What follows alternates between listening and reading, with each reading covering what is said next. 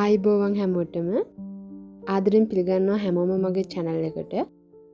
අද අපි කතා කරන්න යන්නේ ලංකාවේ ගොඩක් අයට මේ දවස්වල වැඩිපුරම ප්‍රශ්නයක් වෙලා තියෙන සමාජයටම ප්‍රශ්නයක් වෙලා තියෙනවා මං හිතන්නේ මේ දේ. ඒක ඔයාලා දැනටමත් දන්නවා. ඒ තමයි ආර්ට්ස් ඩිග්‍රියක් කරලා වැඩක් තියෙනවද කියන එක ගැන. මම මේ වීඩියෝ එකේ මේ ගැන කොටස් දෙකකට කතා කරන්න කියලා හිතුවා. මුලින්ම මම කියන්නම් මානව විද්‍යාව උපාධිය විදිහට දැනටමත් හදාරන හෝ හදාරන්න බලාපොරොත්තුවෙන් ඉන්න නංගිලා මල්ලිලාට ඒ ගැන විස්තර. ඊට පස්සේ මම පොදුවේ කතා කරනවා ආර්ට්ස් ඩිග්‍රියක් කරලා ජොබ් නැද්ද කියන ප්‍රශ්නය ගැන වැඩිපුර ටිකක්. මොකද මානව විද්‍යාව එහෙම නැත්නම් ඇන්ත්‍රොපොලොජි කියන සබ්ජෙක්ට් එක අයිති වෙන්නේ ආර්ට් ස්ට්‍රීම් එකේ සබ්ජෙක්ට් එකක් යටතට. හරි අපි යන් එහෙනම් පළවෙනි කොටසට. මම මානව විද්‍යාව ගැන හඳුන්වා දීමක් මෙතනදී කරන්න බලාපොරොත්තු වෙන්නේ නැහැ. මොකද මානව විද්‍යාව ගැන මේ කොටස වැදගත් වෙන අය දන්නවා ඒ ගැන. රැකියාව වෙළඳපොළ ගත්තාම මානව විද්‍යාව විෂය ස්පෙෂල් එකක් හරි ජෙනරල් එකක් හරි විදිහට කරපු ළමයෙක්ට ඒ විෂයටම අදාළ ජොබ්ස් හොයාගන්න බෑ. ඒක තමයි ඇත්ත. විශේෂයෙන්ම අපි ලංකාවේ ජොබ්ස් මාකට් එක ගැන දැන් මේ කතා කරන්නේ.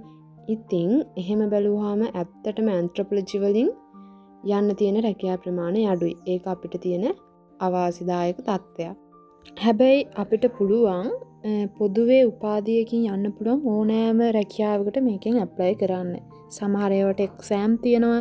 ඒවා පාස් වෙලා තමයි අපිට එහෙමනොත් යන්න වෙන්නේ. උදාහරණයක් විදිහට කිව්වොත් මේ ළඟදී පවත්වපු දේශීය ආදායම් සේවා එක්සෑම් එක ගැන ඔයාලට මතක ඇතිනේ. අන්න ඒ වගේ වට. එතකොට රෙජිස්ට්‍රාර් සේවයට දැන් ළඟදීම එක්සෑම් එක තියන්න තියෙනවා. ඊට අමතරව විශේෂයෙන්ම කියන්න ඕන ටීචින් වගේ ඇප්ලයි කරනකොට ඇන්ත්‍රොපොලොජි ඩිග්‍රී එකක් තියෙන කෙනෙකුට පුළුවන් පාසල් විෂය නිර්දේශයේ තියෙන පුරවැසි අධ්‍යාපනය කියන විෂයට ඇප්ලයි කරන්න. ප්‍රයිමරි ඇප්ලයි කරන්නත් පුළුවන්. ඊට අමතරව ඇන්ත්‍රොපොලොජි ඩිග්‍රියෙන් පුරවැසි අධ්‍යාපනයට ඇප්ලයි කරන්නත් පුළුවන්. මම මෙතනදී ටිකයි මේ කිව්වේ කොහොමත් පොදුවේ තියෙන උපාධිධාරී රැකියාවලට ඔයාලට ඇප්ලයි කරන්න පුළුවන්. දැන් මම ඔයාලට මෙතනින් පෙන්නන්නම් තව මොනවද මානව විද්‍යාව කරපු ළමයෙක්ට කරන්න පුළුවන් ජොබ් වලට තියෙන්නේ කියලා. මේ තියෙන්නේ මම ගැසට් වලින් ගත්තු ෆොටෝස් ටිකක්. මේ වගේ ඉල්ලලා තියෙන්නේ මානව විද්‍යාව කියලා විශේෂයෙන්ම සඳහන් කරලා තියෙනවා. ඒ කියන්නේ ඒවට අනිවාර්යයෙන්ම මානව විද්‍යාව ඩිග්‍රිය ඉල්ලනවා. ඒ නිසා ඔයාලට පුළුවන් ඒ වගේ ජොබ් වලටත් ඇප්ලයි කරන්න. මෙතන මේ තියෙන්නේ මම හොයාගත්තු ඒවා ටිකක් විතරයි. මීට අමතරව තව ඕන තරම් ජොබ්ස් හොයාගන්න පුළුවන්. ඉතින් මම කියන්නේ නිතරම ගැසට් එක බලන්න. රාජ්‍යාංශයේ ජොබ් ගොඩක් ඔයාලට එතකොට එතනින් ඇප්ලයි කරගන්න පුළුවන්. ප්‍රයිවට් සෙක්ටර් එකෙන් නම් මම දන්න තරමින් ඇන්ත්‍රොපොලොජි වලට වෙනම ජොබ් ෆීල්ඩ් එකක් හැදලා නැහැ. නමුත් ඔයාලට මේ දැම්ම කියපුවට ගැසට් එක බලලා ඇප්ලයි කරන්න පුළුවන්. ඉතින් මේ වෙනකොටත් ඇන්ත්‍රොපොලොජි ඩිග්‍රී එකක් තියෙන එහෙම නැත්නම් ඉස්සරහට කරන්න බලාපොරොත්තු වෙමින් ඉන්න කෙනෙකුට අයිඩියා එකක් ලැබෙන්න ඇති මොනවද මානව විද්‍යාව විෂය හදාරලා මොන වගේ රැකියාවලටද අයදුම් කරන්න පුළුවන් කියලා. හරි එහෙනම් අපි දැන් යම් වීඩියෝ එකේ දෙවෙනි කොටස කතා කරන්න ආර්ට්ස් කරලා ජොබ් නැද්ද කියන ප්‍රශ්නය ගැන. දැන් අපි බලනකොට ආර්ට්ස් කරපු අය රටට බරක්ද කියන ප්‍රශ්නයක් සමාජයේ තියෙනවා කියලා හිතෙනවා. ගොඩක් අය අරමුණක් නැතුව තමයි ඒ ලෙවල් වල කරන්න එන්නේ. ඉතින් එතකොට ඩිග්‍රියක් ඕන නිසා සමහර අය ආර්ට්ස් සබ්ජෙක්ට් තෝරගන්නවා. ඊට අමතරව තව කට්ටිය ඉන්නවා O level වලට ඒ 8 ඒ 9 දාලත් තමන්ගේ කැමැත්තට තමන්ගේ දක්ෂතාවයක් තියෙන නිසා ආර්ට් සබ්ජෙක්ට් කරන. ඒ වගේම තමයි උපාධියක් කරන කෙනෙක් උපාධියෙන් තමන් බලාපොරොත්තු වෙන දේ මත එකිනෙකා තෝරගන්න උපාධිය වෙනස් වෙන්න පුළුවන්. මොකක් හරි කමක් නැහැ ඩිග්‍රියක් කියන එකට වඩා තමන්ට අවශ්‍ය අනාගතයේ කොයි වගේ තැනක තමන් ඉන්නවාද කියන එක මත ඩිග්‍රී එක තෝරගන්න ඔයාලට පුළුවන් නම් එතන ලොකු සාර්ථකත්වයක් තියෙනවා කියලා මම හිතනවා. Tamanට ඕන ආර්ථික වටිනාකමක් තියෙන හොඳ රැකියාවක් කරන්න නම් ඒකට ගැලපෙන ඩිග්‍රියක් කරන්න ඔයා තීරණය කරන්න ඕන. එහෙම නැත්නම් ජොබ් එකක් ගන්න ඩිග්‍රී එකක් කරනවා කියලා හිතනවාට වඩා ජොබ් එකකට යන්න ඩිග්‍රී එක එන්ට්‍රි ක්වොලිෆිකේෂන් එකක් විදිහට හිතනවා නම් ඒක තමයි මම හිතන්නේ ඩිග්‍රී එකකින් තියෙන වටිනාකම.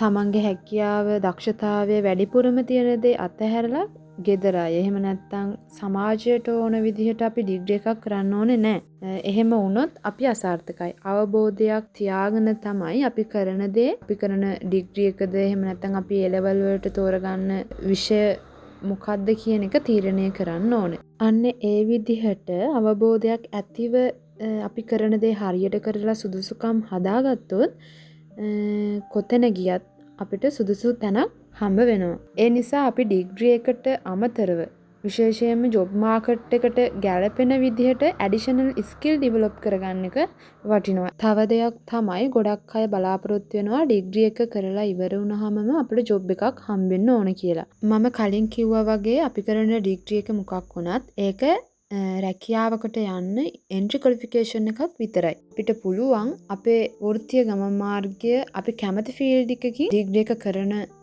අතරතුරම හදාගන්න. ප්‍රශ්නේ තියෙන්නේ ජොබ් නැති එකේ නෙවෙයි.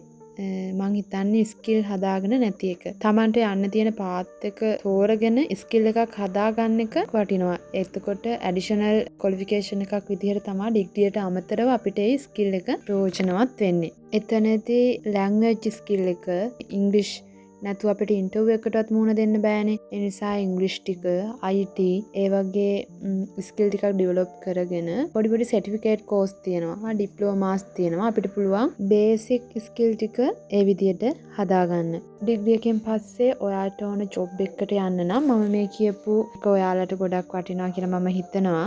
නොලෙජ් එකත් එක්ක ස්කිල්ස් ඩෙවලොප් කරගන්න එක ඔයාලට කොයිතරම් වටිනවද කියලා දැන් ඔයාලට තේරෙනවා ඇති. එහෙම නැත්නම් ඔයාලට පුළුවන් ක්‍රියේටිව් විදියට හිතලා තමන්ගේ ස්කිල් එකකින් ඔයාගේම දෙයක් පටන් ගන්න. ඒ කියන්නේ බිස්නස් එකක් අන්න ඒ වගේ දෙයක්. ඒ ගැන වීඩියෝ එකක් මම වෙනම අරන් එන්න හිතුවා.